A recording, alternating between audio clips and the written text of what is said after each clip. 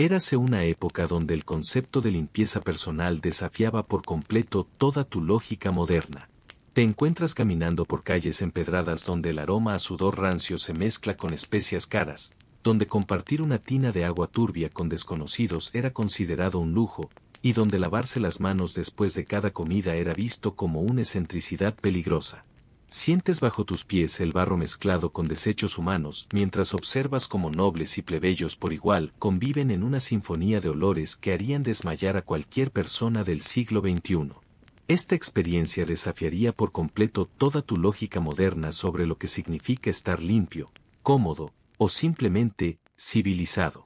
Imagina un mundo donde el perfume caro era más importante que el agua caliente, donde dormir entre pulgas era tan normal como revisar tu teléfono antes de acostarte, y donde los retretes públicos colgaban directamente sobre el río que otros usaban para beber. Así que, antes de que te acomodes, tómate un momento para darle a me gusta al video y suscribirte, antes de quedarte dormido en medio de este viaje en el tiempo. Y cuéntanos en los comentarios, ¿desde dónde estás desvelado? Ahora, baja las luces, y adentrémonos en el viaje de esta noche juntos. Te encuentras parado frente a lo que los lugareños llaman con cierto orgullo los baños públicos, aunque destierra de tu mente cualquier imagen de spa moderno con toallas esponjosas y música relajante. Aquí, en pleno siglo XIII, el concepto de privacidad es tan extraño como el de agua limpia. El vapor que se alza desde el interior del establecimiento no promete relajación, es una mezcla acre de humedad, sudor rancio y algo que prefieres no identificar. El aroma se adhiere a tus fosas nasales como una segunda piel, ese olor característico de cuerpo sin lavar mezclado con hierbas baratas que intentan, sin éxito, disimular lo inevitable. Cruzas el umbral de madera carcomida y el suelo de piedra irregular se siente frío y resbaladizo bajo tus pies descalzos. Las baldosas están húmedas de una sustancia que espera sea solo agua, aunque la textura viscosa sugiere lo contrario. Tus dedos de los pies se contraen instintivamente mientras caminas hacia la zona de desvestidores, donde otros bañistas ya han comenzado el ritual. Olvida la intimidad de tu baño moderno con su cerradura segura. Aquí compartes el espacio con mercaderes, artesanos, y ocasionalmente algún noble que ha decidido mezclarse con el pueblo por razones que solo él comprende. El sistema de casilleros consiste en simples ganchos de hierro oxidado clavados en las paredes de madera. Cuelgas tu túnica con la misma confianza con la que entregarías tu billetera a un desconocido en una estación de tren. Los otros bañistas te observan de reojo mientras se desvisten, no por pudor, sino evaluando qué tan valiosa podría ser tu ropa. Tu camisa de lino, aunque remendada, parece despertar cierto interés en un hombre de barba grasosa que lleva rato fingiendo buscar algo en su zurrón. El vapor se intensifica a medida que te acercas a las tinas comunales. Durante el reinado de Luis IX de Francia, estos baños públicos se multiplicaron por toda Europa como una moda curiosa, importada de las costumbres orientales que los cruzados habían traído de vuelta. Las autoridades los promocionaban como centros de salud y socialización, convenientemente omitiendo mencionar que también servían como mercados informales de ropa ajena y centros de intercambio de enfermedades. La primera tina que encuentras alberga ya a 5 personas, 2 mujeres de mediana edad que intercambian chismes sobre el panadero del pueblo, un hombre mayor que ronca suavemente con la cabeza echada hacia atrás, y una pareja joven que parece más interesada en explorarse mutuamente que en la higiene personal. El agua, que en algún momento pudo haber sido transparente, ahora presenta un color marrón verdoso que no invita precisamente a sumergirse. Pequeñas partículas flotan en la superficie como hojas de té en una infusión particularmente desafortunada. Te sumerges lentamente, y el agua tibia abraza tu cuerpo con la calidez de un abrazo no solicitado. La temperatura es agradable, eso hay que reconocerlo, pero la textura es otra historia. Sientes como pequeños fragmentos de algo indefinible rozan tu piel mientras te acomodas entre los otros bañistas. La mujer a tu derecha te sonríe y comenta algo sobre el clima, aparentemente ajena al hecho de que un mechón de cabello no identificado acaba de adherirse a tu brazo. El jabón, cuando aparece, es un lujo compartido. Una pastilla grasosa pasa de mano en mano como una reliquia sagrada, y para cuando llega a ti, ya ha perdido cualquier propiedad limpiadora que pudiera haber tenido originalmente. Frotas tu piel con el de todas formas, más por el ritual que por la efectividad, mientras observas cómo el agua se vuelve aún más turbia con cada uso. Los robos no son algo que suceda dramáticamente con gritos y persecuciones. Son sutiles, casi artísticos en su simplicidad. Mientras te relajas en el agua tibia, conversando con tus compañeros de baño sobre el precio del grano o los últimos rumores de la corte, alguien evalúa silenciosamente tu guardarropa. Quizás sea el mismo hombre de la barba grasosa, o tal vez la mujer que te sonrió tan amablemente. No es malicia personal, es simple pragmatismo medieval. Si eres lo suficientemente descuidado como para dejar ropa desatendida en un lugar público, claramente no la necesitas tanto como quien sí está atento. Resulta curioso cómo los baños medievales operaban bajo un código de honor bastante flexible. Estaba mal visto robar directamente de las manos de alguien, pero si dejabas tus pertenencias sin vigilancia, eso se consideraba una invitación tácita. Era como un juego social donde todos conocían las reglas, aunque nadie las había escrito oficialmente. Los más experimentados desarrollaban estrategias elaboradas, intercambiaban ropa de menor calidad por piezas mejores, o simplemente confundían sus harapos con tus mejores galas. El tiempo en el baño se mide de manera diferente aquí. No hay relojes que marquen los minutos, solo la gradual pérdida de calor del agua y el progresivo aumento de su opacidad. Cuando finalmente decides que has tenido suficiente convivencia acuática, emerges con la piel arrugada y un color ligeramente verdoso que esperanzadamente desaparecerá en unos días. Caminas hacia donde dejaste tu ropa, con esa mezcla de esperanza y resignación que caracteriza a cualquier aventura medieval. Exactamente lo que temías. Tu túnica favorita ha desaparecido, reemplazada por una prenda que claramente ha visto mejores décadas. El intercambio no autorizado ya está consumado, y tu única opción es ponerte lo que han dejado en su lugar y agradecer que al menos dejaron algo. La prenda de reemplazo huele a sudor ajeno y tiene algunas manchas de procedencia dudosa, pero al menos cubre las partes esenciales. Sales del baño público con una mezcla extraña de limpieza y contaminación. Tu piel está técnicamente más limpia que cuando entraste, pero llevas puesta ropa que ha conocido cuerpos que preferirías no imaginar. El aire fresco de la calle se siente como una bendición después del ambiente cargado del interior, aunque tu nuevo atuendo continúa recordándote la experiencia con cada movimiento. Así era el precio de la higiene pública medieval: limpieza compartida, intimidad inexistente, y la emocionante lotería de salir vestido como entraste. ¿O no? Despídete de la idea romántica de que los perfumes medievales eran delicadas fragancias florales destinadas a realzar la belleza natural.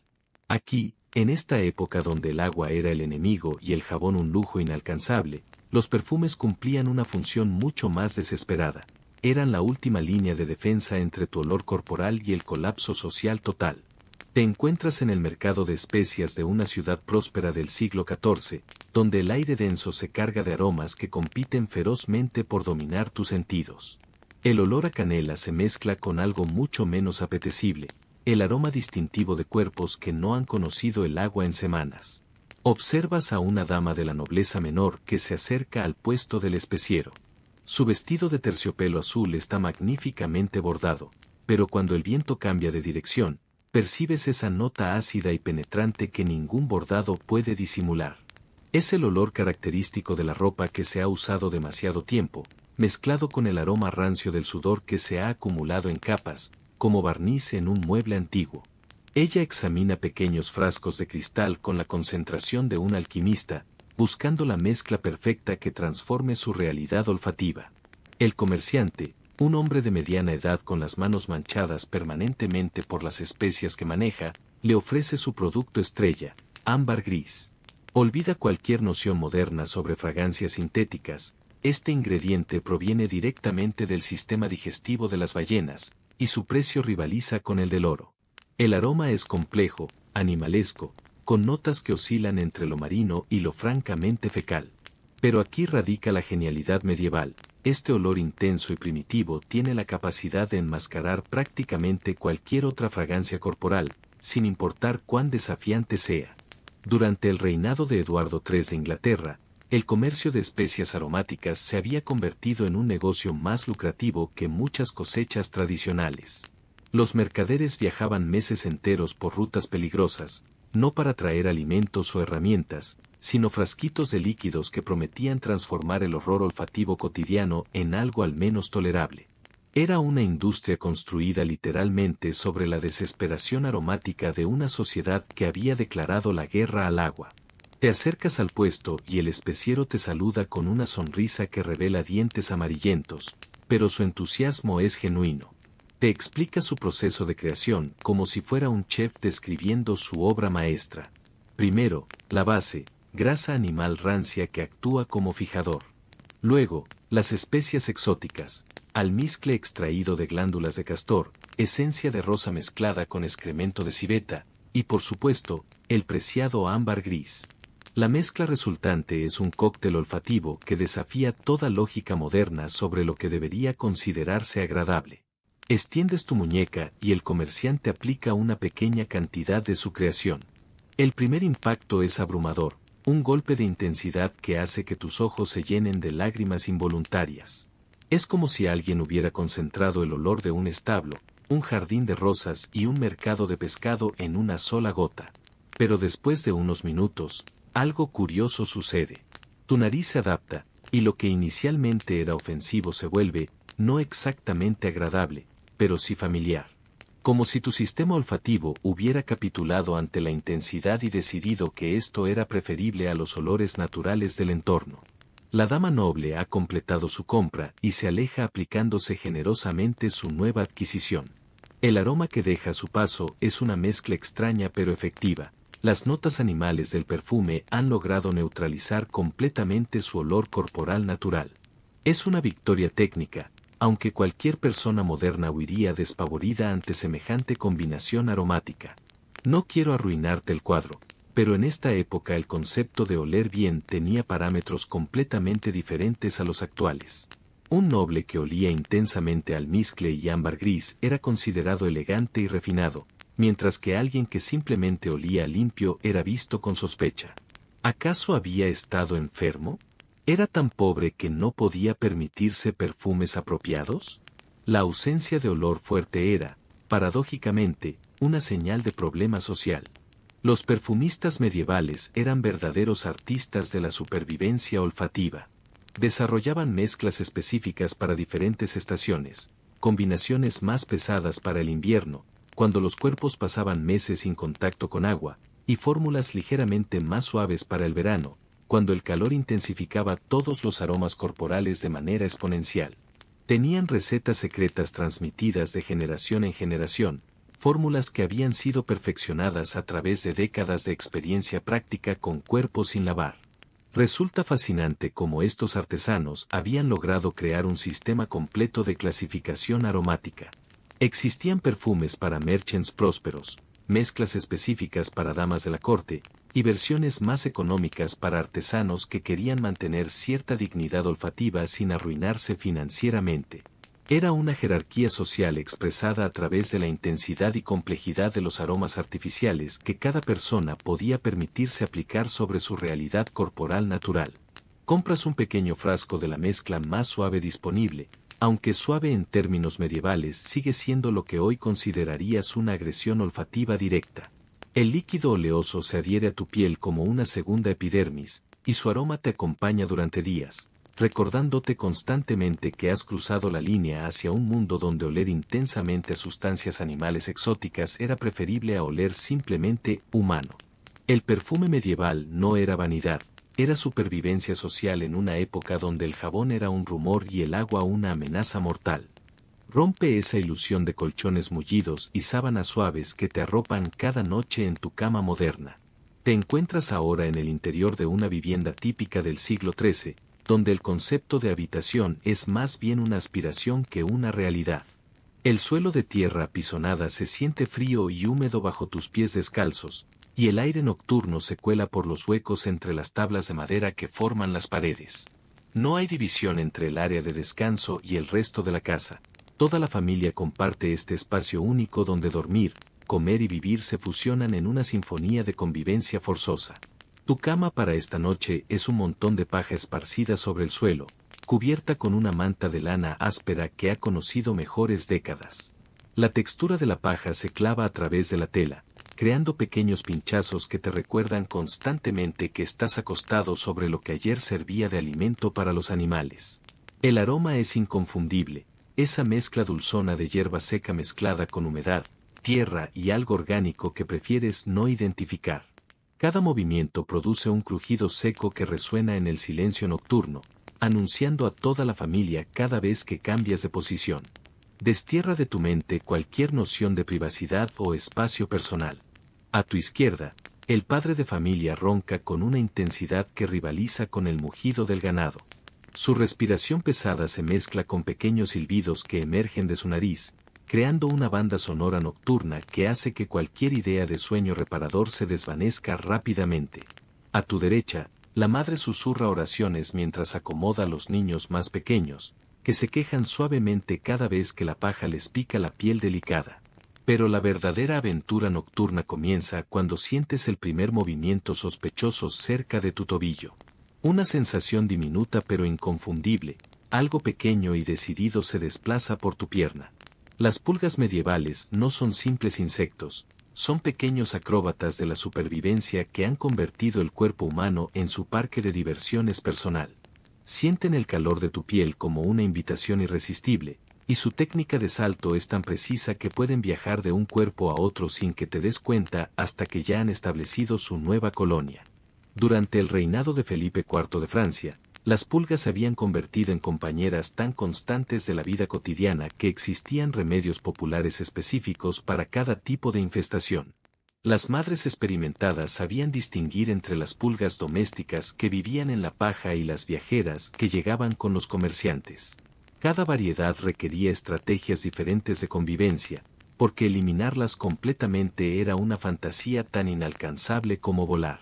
Intentas rascarte discretamente, pero el movimiento hace que la paja cruja y despierte al niño más pequeño, que comienza a llorar. Su llanto es agudo y penetrante en el espacio cerrado, y pronto se une el gemido del bebé que duerme junto a su madre. La sinfonía nocturna se completa con el gruñido del padre, que se despierta lo suficiente para mascullar algo ininteligible antes de volver a sumirse en su ronquido rítmico. Pero las pulgas son solo el primer acto de este espectáculo nocturno. Sientes algo más grande moviéndose cerca de tu cabeza, y tu corazón se acelera cuando reconoces el sonido característico de pequeñas garras sobre la paja seca.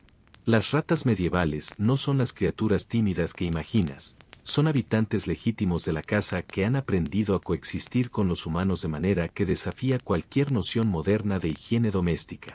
Se desplazan con confianza entre los cuerpos dormidos, buscando migajas de comida o simplemente explorando su territorio nocturno. Una rata particularmente audaz se detiene cerca de tu oreja, y puedes escuchar su respiración pequeña pero decidida. Su pelaje roza tu mejilla con una suavidad que sería casi tierna si no fuera completamente terrorífica. No se siente amenazada por tu presencia, después de todo, este es su hogar tanto como el tuyo.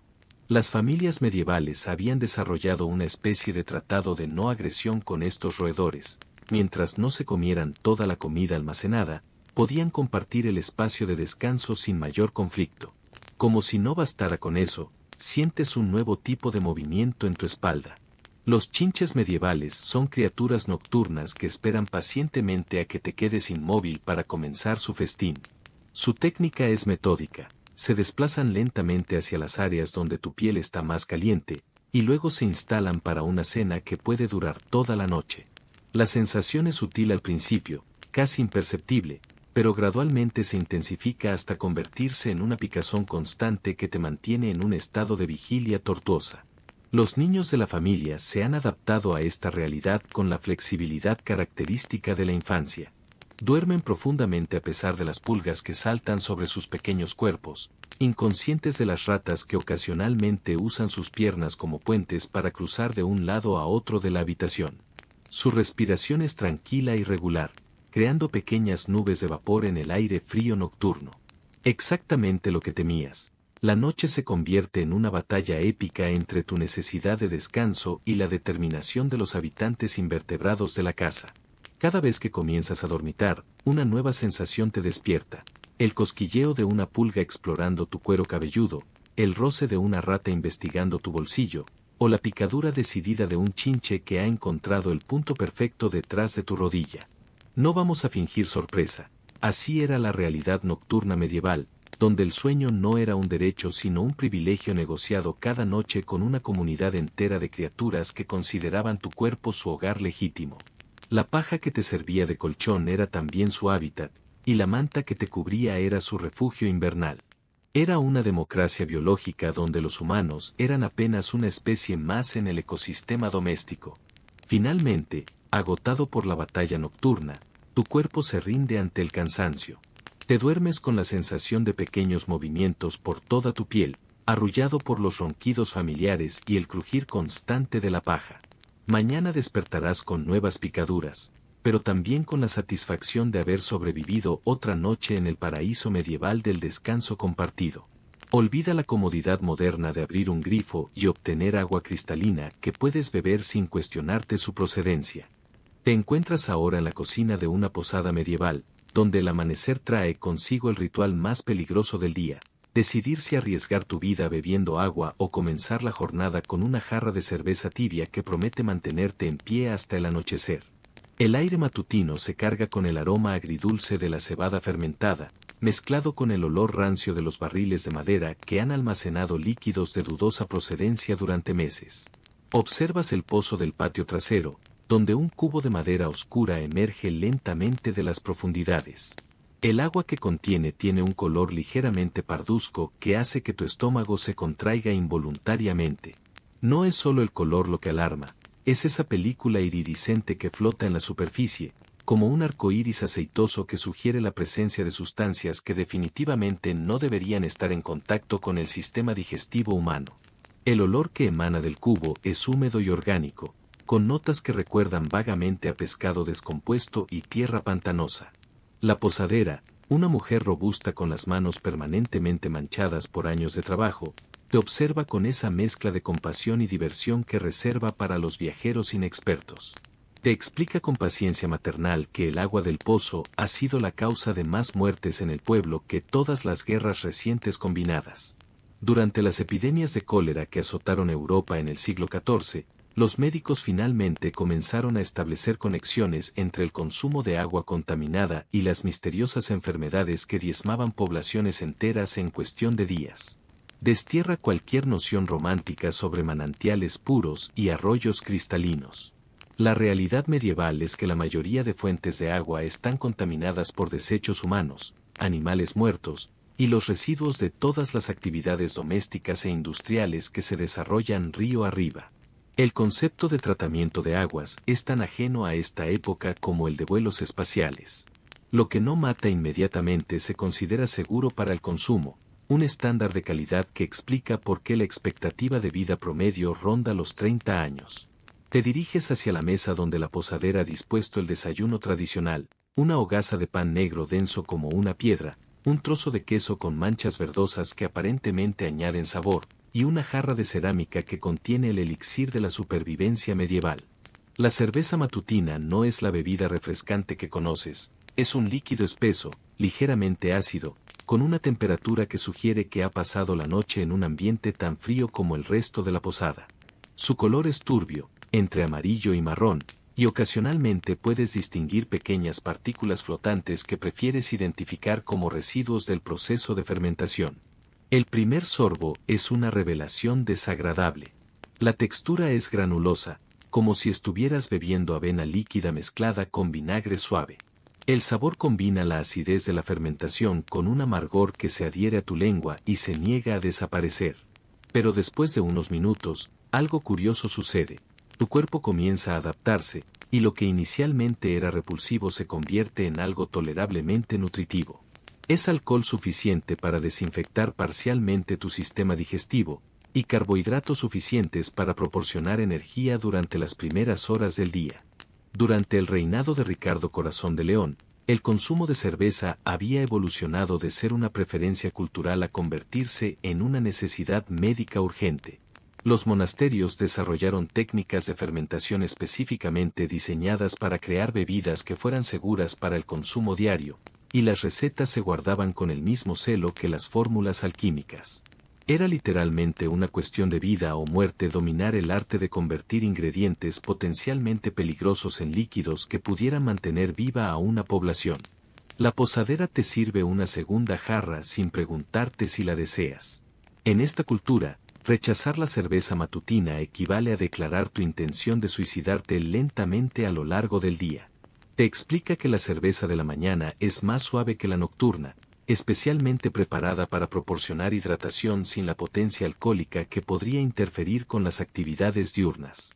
Es una ciencia doméstica refinada durante generaciones de supervivencia. Observas a los otros huéspedes de la posada, todos participando en el mismo ritual matutino.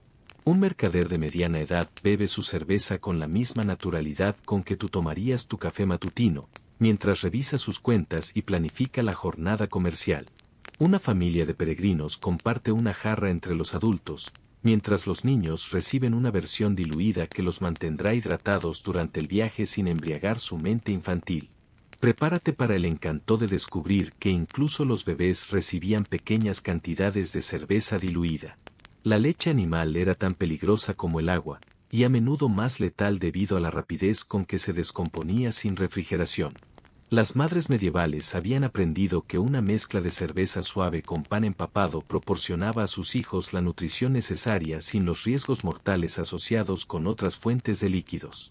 La ironía de esta situación no se te escapa. Una sociedad que consideraba el alcohol como la opción más segura para la hidratación diaria. Pero la lógica medieval era impecable en su simplicidad brutal. El proceso de fermentación eliminaba la mayoría de los microorganismos peligrosos que prosperaban en el agua estancada, mientras que los ingredientes utilizados en la elaboración de cerveza proporcionaban vitaminas y minerales esenciales que escaseaban en la dieta típica de la época. Terminas tu segunda jarra con una mezcla de resignación y adaptación. Tu estómago se siente extrañamente satisfecho, aunque tu mente se encuentra en un estado ligeramente alterado que no es exactamente embriaguez, pero tampoco completa sobriedad. Es el estado mental normal para cualquier adulto medieval que ha logrado sobrevivir más allá de la adolescencia, perpetuamente ligeramente alcoholizado como mecanismo de supervivencia. La posadera te guiña un ojo mientras limpia las jarras vacías. Te susurra que los huéspedes que insisten en beber agua raramente regresan para una segunda visita, y los pocos que lo hacen generalmente llegan en condiciones que requieren los servicios del sacerdote local más que los del posadero. Es humor negro medieval, pero también sabiduría práctica destilada a través de generaciones de experiencia mortal. Así comenzaba cada día en la Edad Media, no con energía renovada y vitalidad, sino con el alivio silencioso de haber sobrevivido otra noche y la esperanza de que la cerveza del desayuno te proporcionara suficiente protección interna para enfrentar los peligros líquidos que te esperaban durante el resto de la jornada. Respiras hondo y sientes como el aire matutino de 1348 se cuela por las rendijas de madera de tu humilde morada. Pero espera, ese aire no es precisamente fresco, trae consigo el aroma a sudor rancio, a paja húmeda y a ese peculiar hedor que emana de los cuerpos que no han visto agua limpia en meses. Te frotas los ojos y te preparas para enfrentar otro día en este mundo donde la higiene es, literalmente, una cuestión de vida o muerte. Y no precisamente por las razones que imaginas. Destierra de tu mente cualquier noción romántica sobre médicos sabios con barbas blancas dispensando consejos sensatos. Aquí, en pleno apogeo de la peste negra, tu galeno de confianza, si es que puedes permitirte uno, te mira con solemnidad y declara: el agua es el enemigo, buen cristiano. Los poros abiertos por el calor húmedo son puertas francas para los miasmas pestilentes. Asientes gravemente, porque este hombre estudió en París, o al menos eso dice, y debes saber de qué habla cuando te prohíbe terminantemente acercarte a cualquier recipiente con agua que no sea para beber. La teoría médica de la época es tan elegante como desastrosa. El aire corrupto, esos miasmas invisibles, se filtra a través de la piel húmeda y porosa como aceite a través de un paño. Por eso, mantenerse seco y sucio es, paradójicamente, mantenerse saludable. Tu médico, con su característica máscara en forma de pico rellena de hierbas aromáticas, gesticula dramáticamente mientras explica cómo el agua caliente dilata los poros, convirtiéndote en un colador humano para toda clase de pestilencias aéreas. Es una lógica impecable, considerando que nadie ha visto jamás un microbio y que la idea más cercana a la higiene moderna no aparecerá hasta dentro de 5 siglos. El olor que despides ahora mismo haría palidecer a un curtidor de pieles.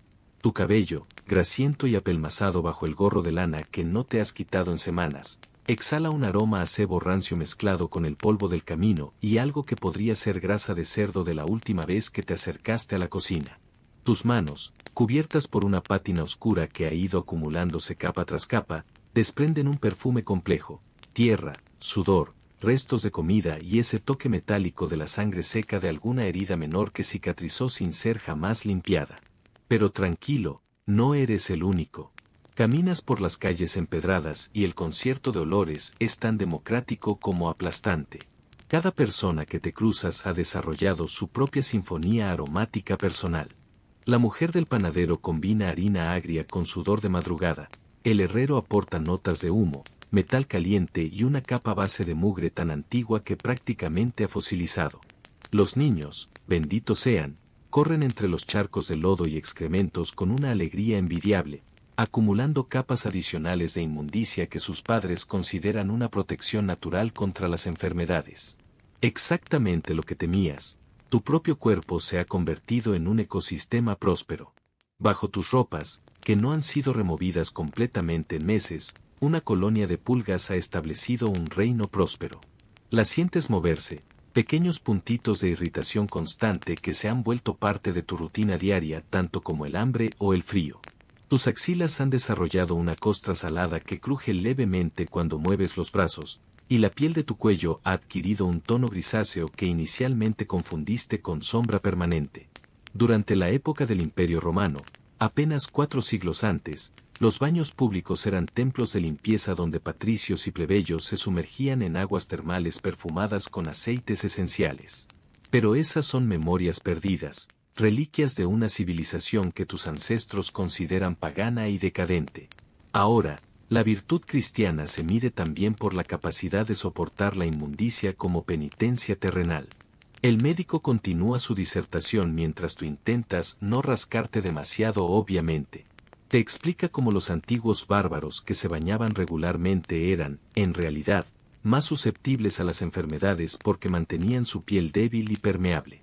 Es un argumento brillante, convertir la suciedad en medicina preventiva. Según su teoría, cada capa de mugre es como una armadura natural que protege tu cuerpo de las influencias malignas del exterior. La temperatura corporal que generas bajo todas esas capas de ropa sucia y grasa acumulada crea un microclima tropical personal. Sientes como el calor se acumula especialmente en los pliegues de tu piel, creando pequeños invernaderos húmedos donde prospera una fauna microscópica que no conocerás hasta que se invente el microscopio. Tu espalda suda constantemente contra la camisa de lino que alguna vez fue blanca y ahora ostenta un elegante tono marrón amarillento, con manchas más oscuras que marcan los lugares donde el sudor se ha concentrado y secado repetidamente. No quiero arruinarte el cuadro, pero incluso tu saliva ha desarrollado una consistencia ligeramente viscosa debido a la deshidratación crónica. Bebes lo mínimo indispensable porque el agua disponible tiene un sabor que sugiere que otros han usado la misma fuente para propósitos menos nobles que saciar la sed. Tu lengua, cuando la pasas por los labios resecos, percibe el sabor salado de tu propia piel mezclado con partículas de polvo y quizás algunos restos de la última comida que pudiste permitirte. Mientras caminas hacia el mercado, observas cómo otros ciudadanos han desarrollado estrategias creativas para lidiar con la prohibición médica del agua. Algunos se frotan con paños secos que, en teoría, eliminan la suciedad superficial sin los peligros de la humedad. Otros han adoptado la costumbre de aplicarse polvos aromáticos que, más que limpiar, simplemente añaden una capa adicional de fragancia a la compleja sinfonía de olores corporales existentes. La ironía cruel de esta situación es que mientras evitas el agua por temor a la peste, la misma suciedad que acumula se convierte en el hogar perfecto para las pulgas que, sin saberlo, son las verdaderas portadoras de la enfermedad. Pero esta conexión permanecerá oculta durante siglos más. Por ahora, solo tienes la certeza médica de que mantenerte sucio te mantiene vivo, y la evidencia anecdótica parece confirmarlo.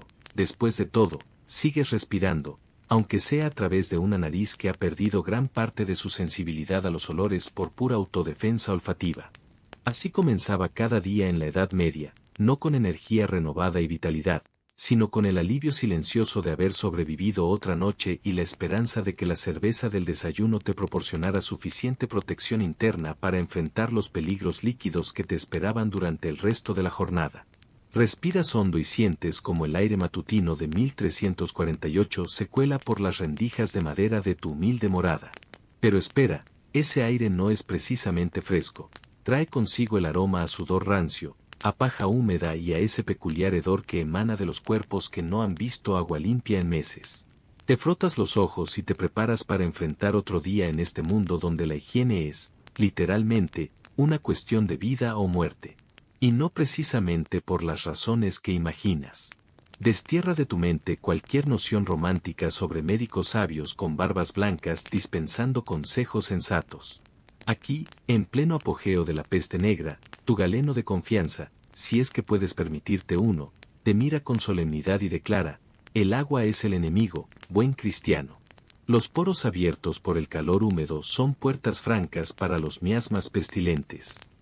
Asientes gravemente, porque este hombre estudió en París, o al menos eso dice, y debes saber de qué habla cuando te prohíbe terminantemente acercarte a cualquier recipiente con agua que no sea para beber. La teoría médica de la época es tan elegante como desastrosa. El aire corrupto, esos miasmas invisibles, se filtra a través de la piel húmeda y porosa como aceite a través de un paño. Por eso, mantenerse seco y sucio es, paradójicamente, mantenerse saludable. Tu médico, con su característica máscara en forma de pico rellena de hierbas aromáticas, gesticula dramáticamente mientras explica cómo el agua caliente dilata los poros, convirtiéndote en un colador humano para toda clase de pestilencias aéreas. Es una lógica impecable, considerando que nadie ha visto jamás un microbio y que la idea más cercana a la higiene moderna no aparecerá hasta dentro de 5 siglos. El olor que despides ahora mismo haría palidecer a un curtidor de pieles. Tu cabello, grasiento y apelmazado bajo el gorro de lana que no te has quitado en semanas, exhala un aroma a cebo rancio mezclado con el polvo del camino y algo que podría ser grasa de cerdo de la última vez que te acercaste a la cocina. Tus manos, cubiertas por una pátina oscura que ha ido acumulándose capa tras capa, desprenden un perfume complejo: tierra, sudor, restos de comida y ese toque metálico de la sangre seca de alguna herida menor que cicatrizó sin ser jamás limpiada. Pero tranquilo, no eres el único. Caminas por las calles empedradas y el concierto de olores es tan democrático como aplastante. Cada persona que te cruzas ha desarrollado su propia sinfonía aromática personal. La mujer del panadero combina harina agria con sudor de madrugada, el herrero aporta notas de humo, metal caliente y una capa base de mugre tan antigua que prácticamente ha fosilizado. Los niños, benditos sean, corren entre los charcos de lodo y excrementos con una alegría envidiable, acumulando capas adicionales de inmundicia que sus padres consideran una protección natural contra las enfermedades. Exactamente lo que temías, tu propio cuerpo se ha convertido en un ecosistema próspero. Bajo tus ropas, que no han sido removidas completamente en meses, una colonia de pulgas ha establecido un reino próspero. Las sientes moverse, pequeños puntitos de irritación constante que se han vuelto parte de tu rutina diaria tanto como el hambre o el frío. Tus axilas han desarrollado una costra salada que cruje levemente cuando mueves los brazos, y la piel de tu cuello ha adquirido un tono grisáceo que inicialmente confundiste con sombra permanente. Durante la época del Imperio Romano, apenas 4 siglos antes, los baños públicos eran templos de limpieza donde patricios y plebeyos se sumergían en aguas termales perfumadas con aceites esenciales. Pero esas son memorias perdidas, reliquias de una civilización que tus ancestros consideran pagana y decadente. Ahora, la virtud cristiana se mide también por la capacidad de soportar la inmundicia como penitencia terrenal. El médico continúa su disertación mientras tú intentas no rascarte demasiado obviamente. Te explica cómo los antiguos bárbaros que se bañaban regularmente eran, en realidad, más susceptibles a las enfermedades porque mantenían su piel débil y permeable. Es un argumento brillante, convertir la suciedad en medicina preventiva. Según su teoría, Cada capa de mugre es como una armadura natural que protege tu cuerpo de las influencias malignas del exterior. La temperatura corporal que generas bajo todas esas capas de ropa sucia y grasa acumulada crea un microclima tropical personal. Sientes como el calor se acumula especialmente en los pliegues de tu piel, creando pequeños invernaderos húmedos donde prospera una fauna microscópica que no conocerás hasta que se invente el microscopio. Tu espalda suda constantemente contra la camisa de lino que alguna vez fue blanca y ahora ostenta un elegante tono marrón amarillento, con manchas más oscuras que marcan los lugares donde el sudor se ha concentrado y secado repetidamente. No quiero arruinarte el cuadro, pero incluso tu saliva ha desarrollado una consistencia ligeramente viscosa debido a la deshidratación crónica. Bebes lo mínimo indispensable porque el agua disponible tiene un sabor que sugiere que otros han usado la misma fuente para propósitos menos nobles que saciar la sed. Tu lengua, cuando la pasas por los labios resecos, percibe el sabor salado de tu propia piel mezclado con partículas de polvo y quizás algunos restos de la última comida que pudiste permitirte. Mientras caminas hacia el mercado, observas cómo otros ciudadanos han desarrollado estrategias creativas para lidiar con la prohibición médica del agua. Algunos se frotan con paños secos que, en teoría, eliminan la suciedad superficial sin los peligros de la humedad. Otros han adoptado la costumbre de aplicarse polvos aromáticos que, más que limpiar, simplemente añaden una capa adicional de fragancia a la compleja sinfonía de olores corporales existentes. La ironía cruel de esta situación es que mientras evitas el agua por temor a la peste, la misma suciedad que acumula se convierte en el hogar perfecto para las pulgas que, sin saberlo, son las verdaderas portadoras de la enfermedad. Pero esta conexión permanecerá oculta durante siglos más. Por ahora, solo tienes la certeza médica de que mantenerte sucio te mantiene vivo, y la evidencia anecdótica parece confirmarlo. Después de todo, sigues respirando, aunque sea a través de una nariz que ha perdido gran parte de su sensibilidad a los olores por pura autodefensa olfativa. Olvida cualquier fantasía sobre manicuras delicadas y barbas perfectamente recortadas. Tus uñas han adquirido un color que oscila entre el negro carbón y el marrón tierra, no por elección estética, sino por pura acumulación de sustancias que preferirías no identificar. Bajo cada una se ha formado una pequeña arqueología personal. Restos de la última comida que pudiste agarrar con las manos, tierra del huerto donde trabajaste ayer, algo pegajoso que tocaste sin querer en el mercado y una sustancia untuosa que podría ser grasa animal o algo considerablemente peor. Levantas la mano para examinar estos pequeños museos de inmundicia y observas cómo la luz matutina los hace brillar con un lustre peculiar. La uña del pulgar, la más utilizada para arrancar trozos de pan duro o rascar superficies dudosas, presenta una coloración particularmente rica que va desde el negro azabache en la base hasta un marrón rojizo en la punta. Es como contemplar los anillos de un árbol, cada capa cuenta una historia de supervivencia medieval que preferirías olvidar. Tu barba, si eres afortunado de tener una, se ha convertido en una red de captura natural para todo tipo de detritos alimentarios. Entre los pelos enmarañados y grasientos descubres migajas de pan de centeno de hace 3 días, algunos granos de avena de la papilla matutina y lo que podría ser un fragmento de queso que se ha fosilizado hasta alcanzar la consistencia de una pequeña piedra. Cada vez que masticas, tu barba se mueve rítmicamente, redistribuyendo estos tesoros culinarios y liberando aromas que han tenido tiempo de fermentar hasta alcanzar una complejidad olfativa comparable a la de un queso curado, pero considerablemente menos apetitosa. Despídete de cualquier noción moderna sobre higiene personal individual. Aquí, los instrumentos de limpieza son bienes comunitarios que pasan de mano en mano con la misma naturalidad con que se comparte una jarra de cerveza. El peine de dientes anchos que utilizas para desenredar ocasionalmente tu cabello ha visitado más cabezas que un sombrero de feria. Sus dientes de hueso, amarillentos por el uso y la edad, han acumulado una pátina de grasa y caspa de decenas de usuarios anteriores, creando una especie de pomada natural que, según la sabiduría popular, ayuda a mantener el cabello nutrido. Cuando tu cabeza comienza a picar con esa insistencia particular que indica la presencia de huéspedes no invitados, recurres a la cuchara rascadora, un utensilio tan ingenioso como repugnante. Esta pequeña herramienta de metal, del tamaño de una cuchara de té pero con el mango más largo, está diseñada específicamente para alcanzar esos rincones del cuero cabelludo donde las uñas no llegan cómodamente.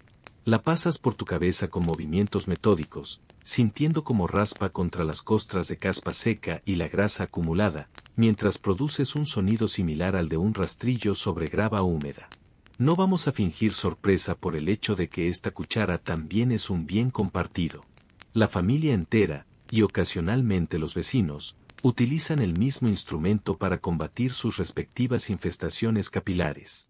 Cada uso añade una nueva capa de materia orgánica a su superficie, hasta que el metal original queda oculto bajo una costra oscura que nadie se atreve a examinar demasiado de cerca.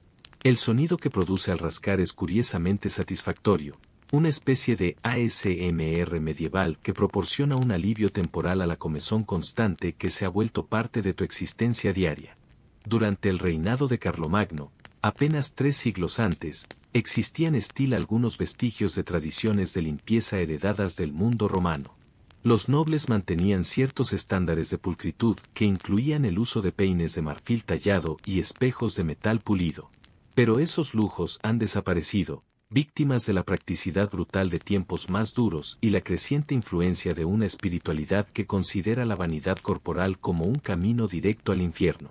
Tu cabello, cuando logras peinarlo con el peine comunitario, produce sonidos que van desde crujidos secos hasta chasquidos húmedos, dependiendo del nivel de grasa acumulada y la cantidad de parásitos que decides desalojar en el proceso.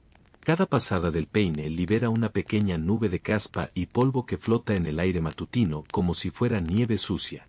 Algunos días, cuando la luz entra por la ventana en el ángulo correcto, puedes ver estas partículas danzando en rayos dorados, un espectáculo que sería hermoso si no supieras exactamente qué estás contemplando. Las mujeres han desarrollado técnicas particulares para lidiar con la higiene capilar. Se trenzan el cabello en patrones complejos que no solo mantienen los mechones bajo control, sino que también crean pequeños microclimas donde los piojos pueden establecer comunidades prósperas sin ser molestados por varios días seguidos. Cuando finalmente deshacen las trenzas, el aroma liberado es tan intenso que puede detectarse desde varios metros de distancia, una mezcla de sebo rancio, sudor fermentado y algo que recuerda vagamente a queso en descomposición. Perdón si aplasto fantasías, pero incluso los niños participan de esta democracia de la inmundicia con un entusiasmo que sería admirable en otras circunstancias. Sus pequeñas uñas, proporcionalmente más negras que las de los adultos debido a su tendencia a explorar el mundo a través del tacto, son como pequeñas ventanas a un universo de bacterias que no serán descubiertas hasta dentro de varios siglos. Los ves rascarse mutuamente las cabezas con la naturalidad de monos acicalándose, intercambiando parásitos y costras con la generosidad inconsciente de la infancia. Tu propia rutina matutina de limpieza consiste en pasar los dedos por el cabello para redistribuir la grasa natural, rascarte vigorosamente las zonas más problemáticas del cuero cabelludo y examinar tus uñas en busca de cualquier cosa que parezca demasiado sospechosa como para permanecer allí.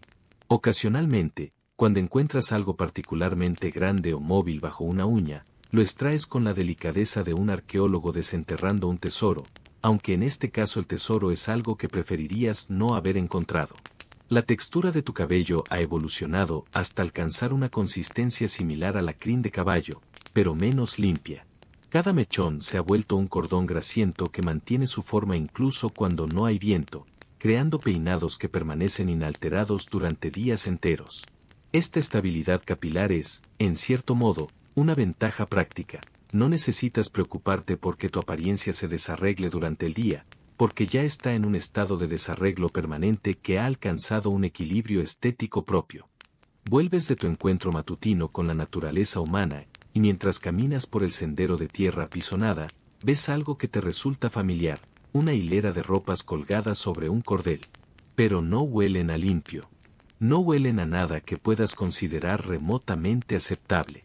Porque en esta época gloriosa, lavar la ropa era un proceso que no implicaba agua cristalina, ni jabón perfumado, ni delicadeza alguna. Aquí, el principal ingrediente del lavado, es la orina. Sí, la orina. No es una metáfora.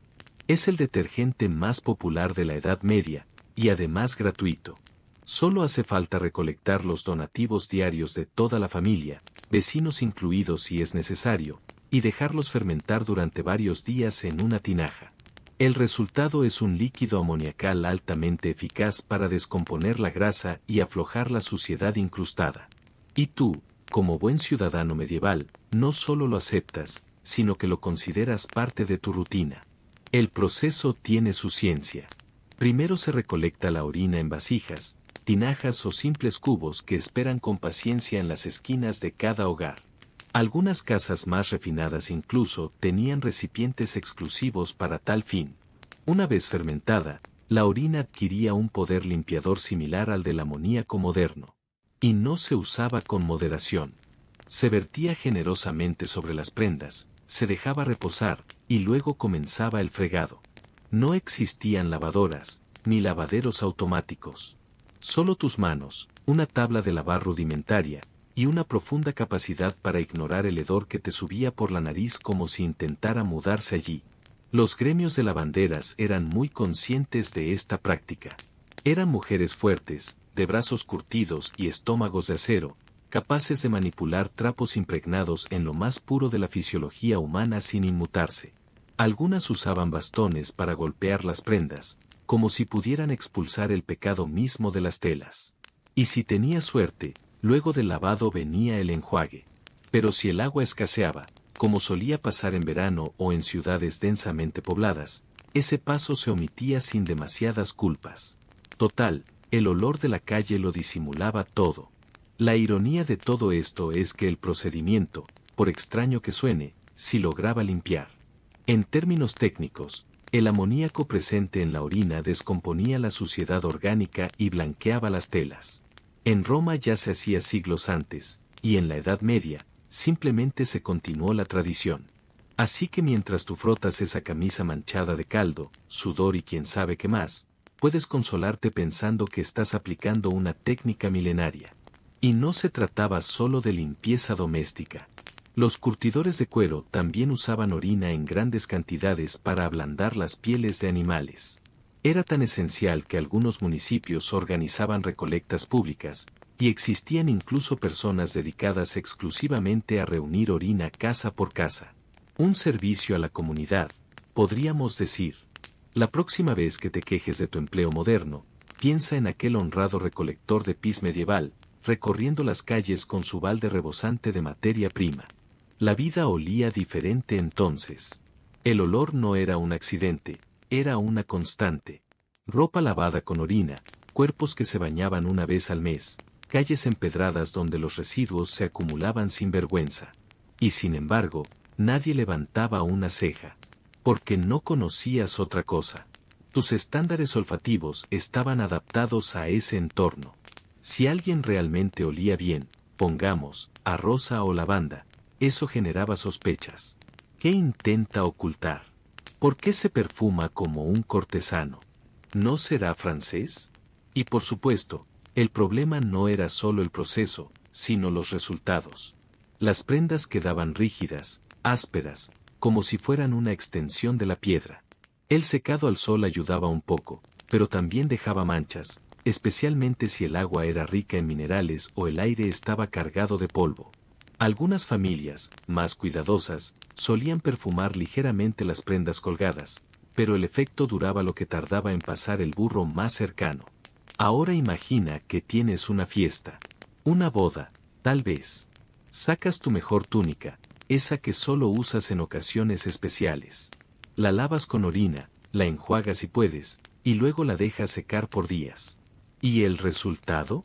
Una prenda rígida, descolorida, que huele a la historia misma. Pero nadie te juzgará. Todos irán igual. El concepto de ropa limpia era relativo, más una intención que un resultado. En algunos casos, la ropa no se lavaba en absoluto. Especialmente las prendas de lana o lino grueso. Se ventilaban. Se colgaban en el exterior durante la noche o se sacudían vigorosamente al aire. La lógica era simple: si se ve menos sucia, cuenta como limpia.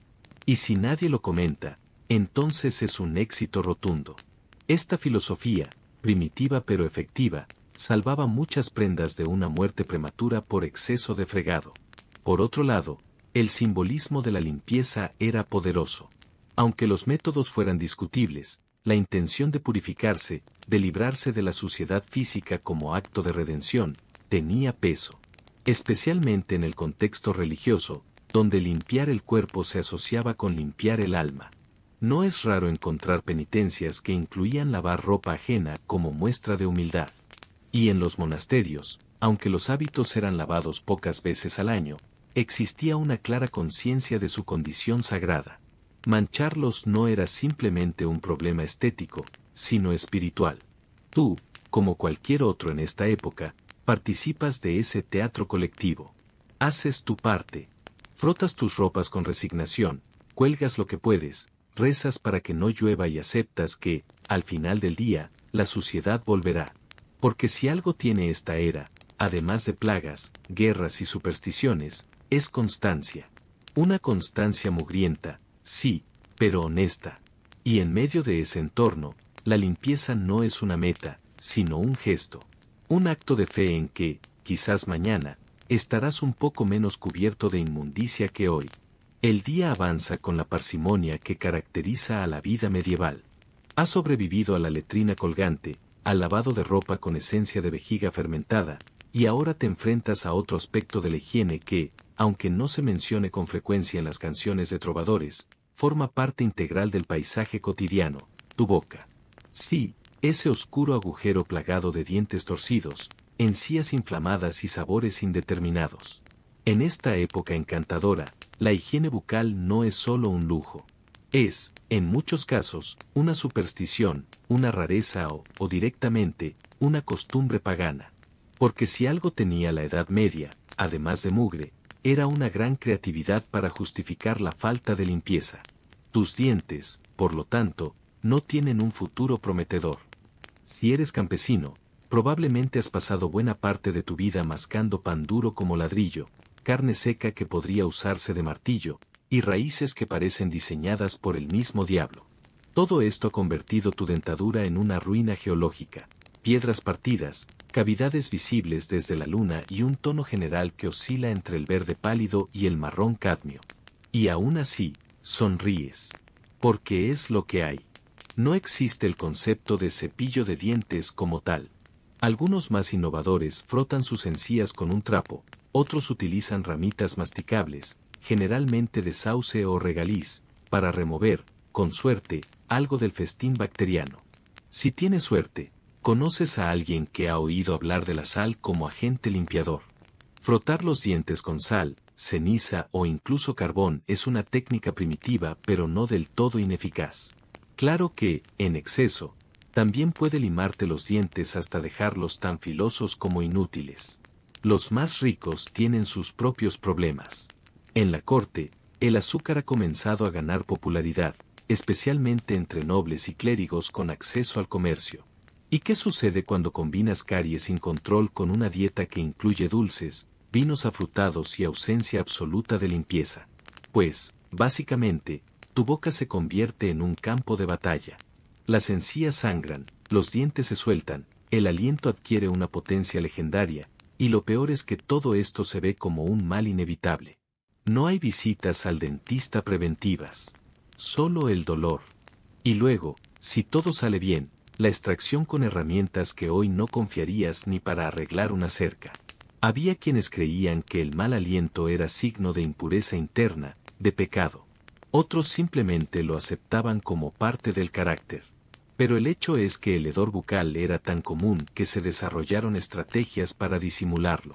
Por ejemplo, mascar hierbas aromáticas como menta, clavo de olor o anís. Algunas eran recomendadas por los médicos de la época como tratamiento para el vaho corrompido. Claro que, sin saber de bacterias, su enfoque era más bien esotérico. A veces se usaban bolsitas de flores atadas al cuello, o se dormía con una ramita entre los dientes, como si la botánica pudiera purgar el alma a través del paladar.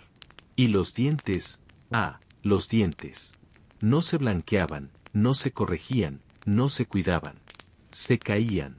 Poco a poco, sin drama. Si eras afortunado, alguno se quedaba colgando por meses antes de rendirse. Las dentaduras postizas eran una rareza carísima y poco efectiva. Había intentos de usar dientes de animales o de personas fallecidas, lo que no solo era macabro, sino también antihigiénico en niveles que desafían la imaginación. Imagina compartir una sonrisa con un jabalí difunto. Eso sí, con elegancia. En algunos manuscritos médicos se habla de elixires dentales hechos a base de vino caliente, vinagre, orina, otra vez, por supuesto, y especias molidas. Estas pócimas se enjuagaban en la boca mientras se repetían oraciones o se ejecutaban pequeños rituales. El problema era que la mayoría de estos remedios eran más corrosivos que sanadores, y terminaban quemando las encías o aflojando aún más lo que ya colgaba de un hilo.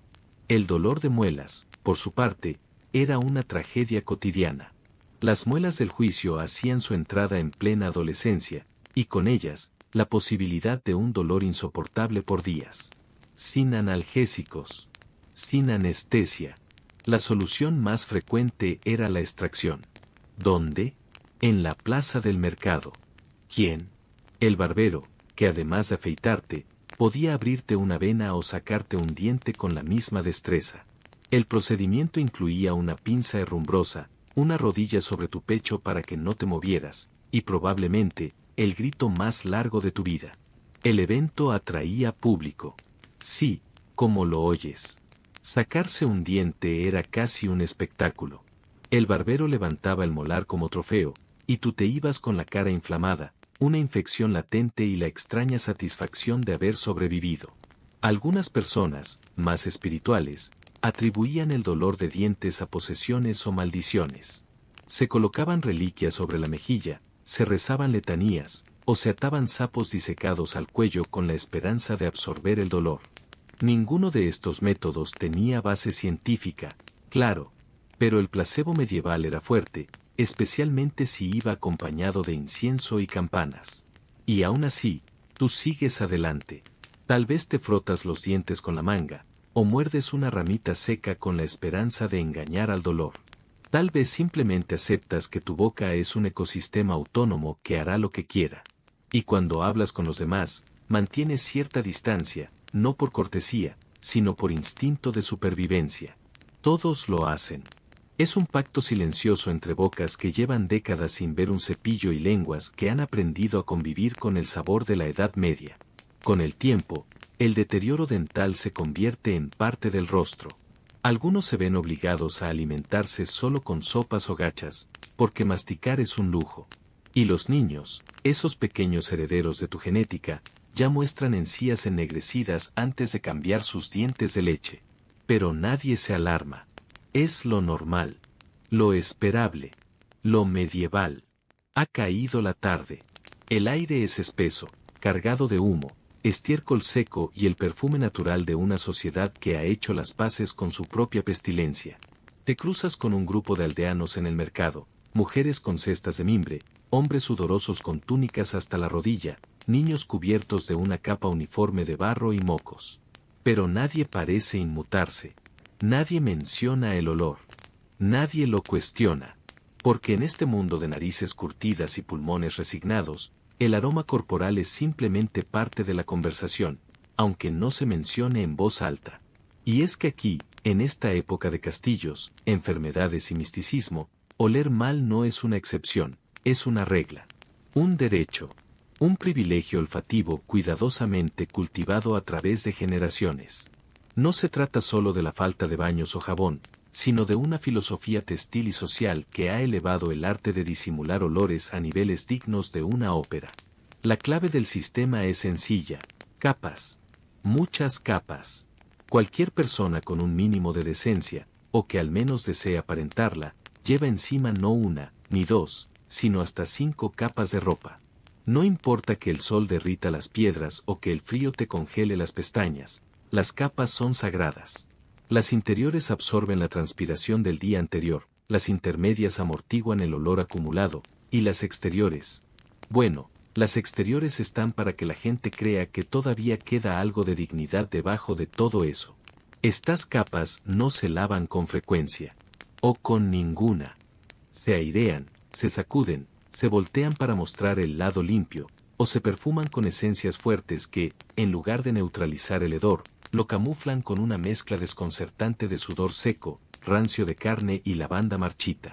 A veces se cuelgan flores secas en los pliegues de la ropa, no por estética, sino para crear pequeños oasis aromáticos que funcionen como barricadas olfativas. El equivalente medieval de los desodorantes en barra, solo que sin barra, sin frescura y sin esperanza. Los nobles lo llevan al extremo. En la corte, donde la competencia por parecer menos repulsivo es feroz, las capas se convierten en símbolo de estatus. Cuanto más gruesa la tela, más elaborados los bordados, más escasa la posibilidad de que alguien se atreva a señalar que hueles como un corral abandonado. Incluso hay rituales de vestimenta que requieren ayudantes. Sí, alguien cuyo trabajo consiste en asistirte mientras te vistes con todas tus capas de lino, lana y terciopelo. Estos ayudantes desarrollan, con el tiempo, una resistencia olfativa admirable, y una habilidad para contener la respiración digna de un buzo profesional. Si eres de clase baja, no tienes tantas capas, claro, pero la intención es la misma. Reutilizas lo poco que tienes. Llevas un mismo conjunto hasta que empieza a caminar solo.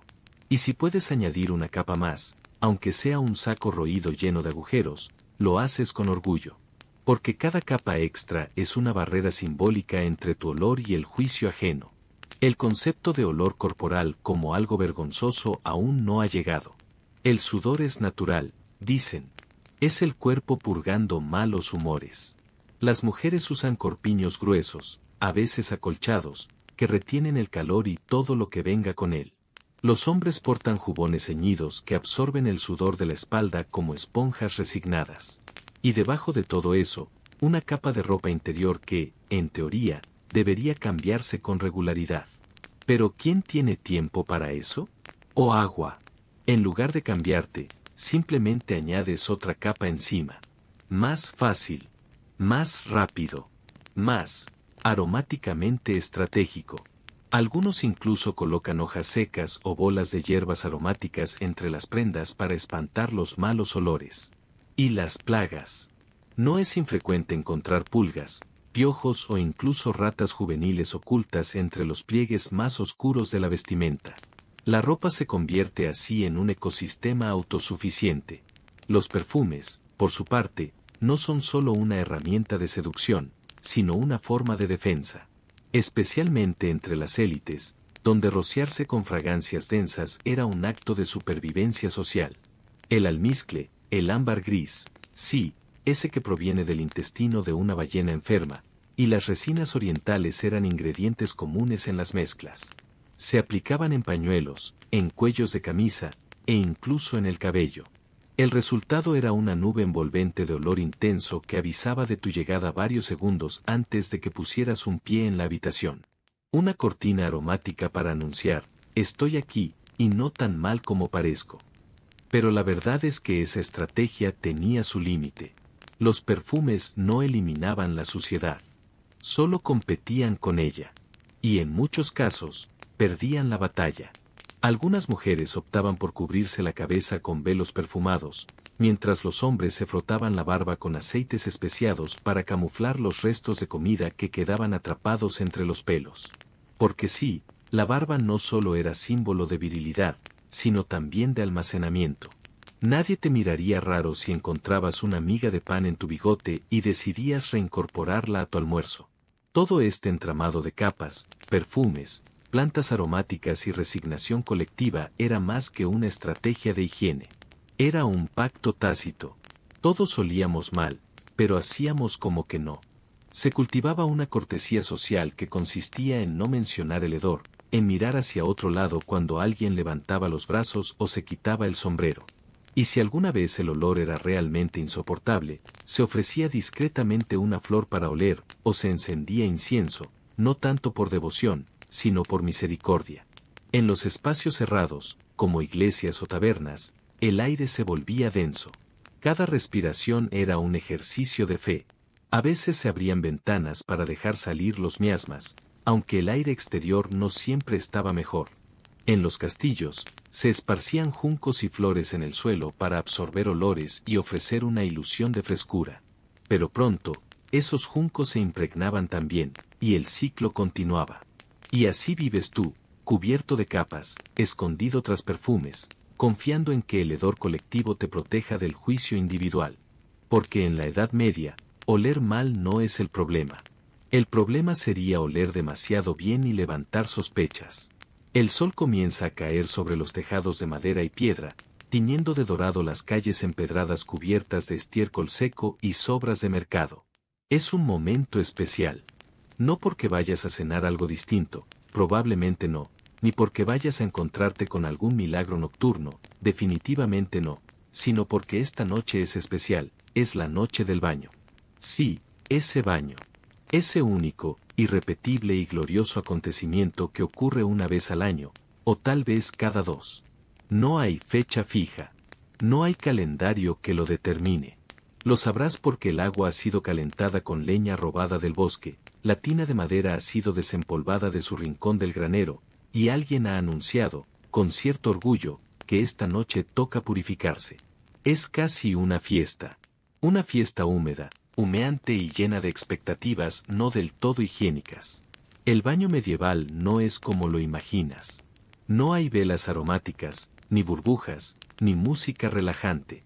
Hay una tina de madera, astillada, con remaches oxidados y más historia de la que quisiera saber.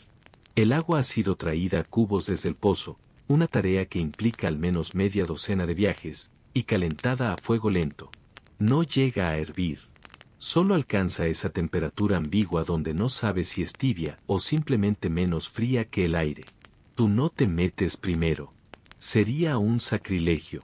Primero entra el cabeza de familia, por lo general el más viejo, más sabio, o más testarudo. Luego, en orden de jerarquía y suciedad, se van sumando los demás. La madre, los hijos mayores, los menores. Y si hay un bebé, probablemente le toque después de todos los demás, flotando en una sopa de mugre comunitaria que en nada se parece a la ternura que imaginas. Porque este baño no se cambia con cada persona. Es el mismo líquido para todos. Un gesto de unidad familiar. O de resignación colectiva. El agua se enturbia con rapidez. Apenas el segundo ocupante se acomoda, ya puedes distinguir una película aceitosa flotando en la superficie. Grasa, sudor, tierra. El resumen de meses, quizá años, de contacto constante con el exterior y nulo con el jabón. Porque, además, el jabón no abunda. Si existe, es una masa blanda de sebo con ceniza, áspera y escasa, que no huele mejor que tú, pero al menos raspa con entusiasmo. El proceso es breve. No es un baño para relajarse. Es un acto funcional. Se remojan las partes esenciales, manos, cara, pies, y si hay ánimo, los pliegues más oscuros. Se frotan con lo que haya, una esponja vegetal, un trapo, o simplemente las propias manos. No hay esponjas perfumadas ni guantes de crin. Y si tienes suerte, alguien te ayudará a enjabonarte la espalda. Si no, simplemente lo dejas a la voluntad divina. La iluminación tampoco ayuda. Una vela temblorosa o una lámpara de aceite son todo lo que evita que confundas la tina con un caldero de sopa. Las sombras bailan en las paredes y los cuerpos relucen con una pátina que, francamente, nunca supiste si era suciedad o simplemente piel acostumbrada a la penumbra. No hay espejos. Ni los necesitas. Basta con cerrar los ojos y confiar en que saldrás más limpio de lo que entraste, aunque las probabilidades estén en tu contra. Cuando llega tu turno, el agua ya no es transparente. Es densa. Huele a humanidad concentrada. Pero te metes igual. Porque no hacerlo sería renunciar a tu único momento del año donde finges que tu cuerpo merece ser atendido. Y porque, curiosamente, hay algo profundamente placentero en sumergirse en agua caliente, por turbia que esté. Por un instante, olvidas la mugre. Sientes que los músculos se aflojan, que el sudor se disuelve, que la vida, por un momento, es soportable. Después, sales con la piel roja, no tanto por el calor como por la fricción de la limpieza. No hay toallas. Solo trapos secos, ásperos y compartidos. Te secas como puedes, tiritando, tratando de no resbalar sobre el suelo embarrado. Te vistes rápido con ropa que lleva semanas en uso, pero que ahora, por contraste, parece casi aceptable. Te sientes ligero, casi nuevo. Te miras las manos, más claras, más visibles. Y por primera vez en mucho tiempo, hueles a algo que no es derrota. La tina, mientras tanto, queda como un campo de batalla. El agua será vaciada al día siguiente, o no. Tal vez se reutilice para lavar ropa. O para regar el huerto, si hay espíritu ecológico. Lo cierto es que nadie se atreve a moverla inmediatamente. Porque pesa. Porque huele. Porque simboliza un esfuerzo que no se repetirá en mucho tiempo. Este baño anual no es solo un acto de higiene. Es una ceremonia. Un ritual. Se comenta al día siguiente, se recuerda durante semanas. Algunos incluso aseguran que después de bañarse ven mejor, respiran mejor, sienten que sus pecados han sido arrastrados por el agua espesa de la tina. Es el único momento donde la limpieza parece algo más que un capricho de nobles o una recomendación eclesiástica. Es una necesidad profundamente humana. Y no creas que es así solo en tu aldea. Este patrón se repite en toda Europa. En los castillos, las bañeras pueden ser más grandes, forradas con lino, e incluso acompañadas de músicos. Pero la esencia es la misma. Agua compartida, jabón áspero, y un ligero temblor existencial. En los monasterios, los monjes se bañan por turnos y en silencio, como si purificarse físicamente fuera también una penitencia. Y en las ciudades, los baños públicos ofrecen la experiencia comunal de la desnudez, el calor y los rumores que se cuecen entre vapores. Claro que, con el tiempo, incluso esta tradición fue desapareciendo. Algunos médicos comenzaron a decir que el agua abría los poros y dejaba entrar enfermedades, que el vapor debilitaba los órganos, que el baño no era saludable. Y así, como ocurre con todo en la Edad Media, lo útil se volvió sospechoso, lo placentero, peligroso, y la mugre, una protección divina. Tú, por ahora, disfrutas de tu limpieza momentánea. Sabes que mañana volverás a ensuciarte, que el barro, el sudor y los restos de lo cotidiano reclamarán tu piel como suya. Pero esta noche, al menos, el mundo parece menos áspero. Te metes en tu paja infestada con una sonrisa casi triunfal. Porque hoy, por un instante fugaz, fuiste una versión mejor de ti mismo. Una versión que no huele a cabra. La noche ha avanzado, las velas parpadean en sus últimos suspiros, y tú ya estás acostado, envuelto en mantas ásperas y sueños a medio cocer. El mundo huele un poco menos terrible que de costumbre gracias a tu baño anual, y por un breve lapso crees que todo está en su sitio. Pero no. No puedes bajar la guardia. Porque hay una amenaza insidiosa, omnipresente, que te acecha en cada comida, en cada reunión, en cada silencio. No es una plaga, ni una rata gigante. Es el mal olor social.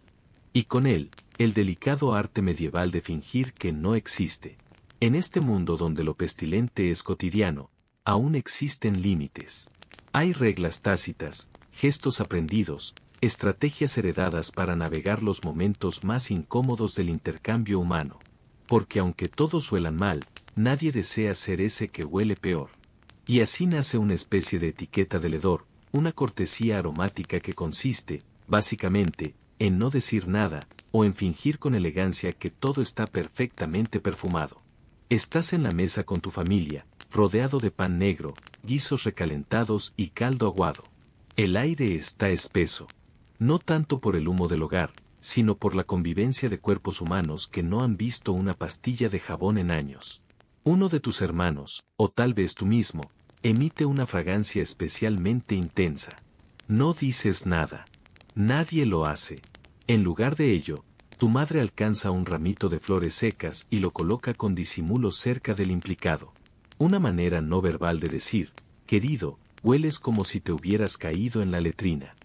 Si estás en un entorno más refinado, pongamos una casa de mercaderes o una corte menor, puede que los gestos sean más sutiles. Se ofrece un pañuelo perfumado al ofensor, fingiendo un gesto de generosidad. A veces incluso se le encomienda oler una manzana especiada, como si se tratara de un juego. Todos sonríen. Nadie dice la verdad. Porque decir que alguien huele mal sería un insulto de dimensiones épicas, equiparable a acusarlo de brujería o de hablar mal del Papa. La estrategia más común, sin embargo, es fingir que uno mismo es quien huele.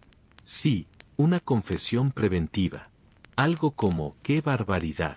Creo que mis pies no sobrevivieron al camino de hoy. Y todos asienten, agradecidos. Nadie investiga más allá. No porque no quieran saber, sino porque ya lo saben. El mal olor no necesita análisis. Solo necesita un chivo expiatorio y un poco de incienso. En las tabernas, el nivel de tolerancia es más alto. Allí se mezclan olores de humanidad, cerveza agria, humo rancio y animales domésticos. El hedor forma parte del ambiente, como la música de laúd o las risas de borrachos sin dientes.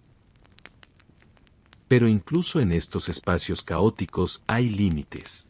Si alguien huele tan fuerte que hace llorar a los gatos, es probable que reciba una mirada fija del tabernero. No una palabra, solo una mirada. Y ese juicio silencioso es suficiente para que el implicado se aleje a una esquina o se sumerja aún más en su jarra. Los clérigos, por su parte, desarrollaron todo un lenguaje litúrgico para lidiar con el problema. Se utilizaban incensarios no solo por motivos religiosos, sino también como estrategia aromática. En las iglesias, el incienso servía para ocultar el olor colectivo de una feligresía que llegaba en masa, apretujada, abrigada y profundamente convencida de que el cuerpo era una cárcel temporal, pero no por eso más soportable. Y si alguien tenía la desgracia de desmayarse del olor, se interpretaba como una señal de éxtasis místico. Porque en la Edad Media, todo tiene una explicación religiosa, incluso el colapso nasal. Pero los peores momentos, sin duda, ocurren en espacios cerrados donde la gente debe compartir el aire por tiempo prolongado. Los carros cubiertos en los viajes largos, por ejemplo, o los dormitorios comunales de posadas y conventos. Allí, el aire no se mueve. Y cada respiración se convierte en una decisión ética, inhalar y aceptar el destino, o contener el aliento hasta ver estrellas. Algunos viajeros llevaban consigo bolsas aromáticas colgadas del cuello. Otros dormían con la cara enterrada en un trozo de tela perfumada. No por estilo, por instinto. A pesar de todo, nadie admite que huele mal. Esa es la regla de oro. El olor es como el diablo, todos saben que está presente, pero nadie lo nombra directamente. Incluso las canciones populares hablan de perfumes marchitos y flores ausentes como metáforas para el hedor. El lenguaje se convierte en un refugio para no tener que hablar del elefante maloliente en la habitación. Y cuando alguien nuevo llega al pueblo, un viajero, un vendedor ambulante, un peregrino, lo primero que se nota no es su acento, ni su ropa, ni su rostro. Es su olor.